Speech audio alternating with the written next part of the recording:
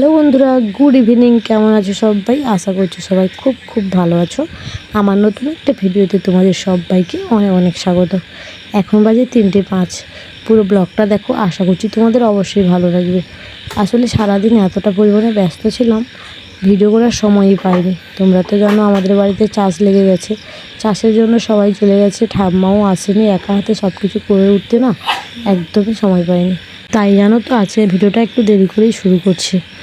দেখতেই পাচ্ছ বেরোচ্ছি, যাব এক জায়গায় বাবুকে নিয়ে। পুরো ব্লগটা দেখো, আশা করছি তোমরা অবশ্যই বুঝতে পারবে। রেডি হয়েছি, রিলস বানাবো না তা কোনো দিনও হয়। যাবো একটু দেরি করে, আমি কিন্তু অনেকটা তাড়াতাড়ি রেডি হয়েছি, কারণ ওই যে বললাম রিলস বানাবো বলে। অনেক দিন তো হলো রিলস ভিডিও বানানো হয়নি, তাই আজকে ভাবলাম একটু যখন সাজগোজ করেছি রিলস বানিয়ে নিই। রিলস বানিয়ে নিয়ে বাবুকে ঘুম থেকে তুলে ওকেও রেডি করে দিয়েছি। বাবুকে জানো তো নিয়ে যাবো একটু ডক্টরের কাছে। বাবুর দাঁতে খুব যন্ত্রণা হচ্ছে কয়েকদিন, তার জন্য ওকে দাঁত তুলতেই নিয়ে যাব ডক্টরের কাছে। আমি, তোমাদের দাদাভাই আর বাবু 3 জনে মিলেই যাব। আর তোমরা তো জানো আমরা কোথাও গেলে সাইকেল করে যাই, তো এক সাইকেলে তো 3 জন যাওয়া সম্ভব না। বাবু যেহেতু অনেকটা বড় হয়ে গেছে, ওকে না কোলে নিয়ে একদমই বসতে পারি না। তাই তোমাদের দাদাভাই আমার বাবার বাড়ি থেকে আরেকটা সাইকেল নিয়ে এসে, তোমাদের দাদাভাই আর বাবু একটা সাইকেলে, আমি আর একটা সাইকেলে 3 জন মিলে গল্প করতে করতে চলে এসেছি ডাক্তারের কাছে। এসে দেখি না অনেকটাই ভিড়। আমরা নাম লিখেছিলাম 15 নম্বরে, আর আমরা যখন এসেছিলাম না তখন কারেন্ট নেই, তাই জানো তো ভিডিও করতে পারিনি। আর ডাক্তারবাবু যখন বাবুকে দেখছিল, তোমরা তো দেখলে, লাইট টিপে দেখছিল।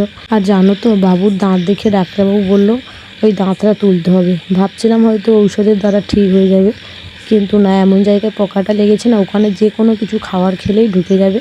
আর ওই খাবার ঢুকলেই যন্ত্রণা করছে, তার জন্য ডাক্তারবাবু ওই যে দেখো ইঞ্জেকশানটা দিয়েছে, দাঁতের মধ্যে ইঞ্জেকশান দিয়ে দিয়েছে। আর ওই টিটিনাস ইঞ্জেকশানটা দাঁত তোলার পরে দেবে। আর দাঁতের মধ্যে ইঞ্জেকশানটা দেওয়ার পরে বাবুকে কিন্তু পুরো 5 মিনিট মতো বসে রেখেছিল। 5 মিনিট পরে বাবুকে আবার ডেকে নিয়ে গেছে, ডেকে এই যে দেখো চেয়ারে বসিয়েছে দাঁত তুলবে বলে।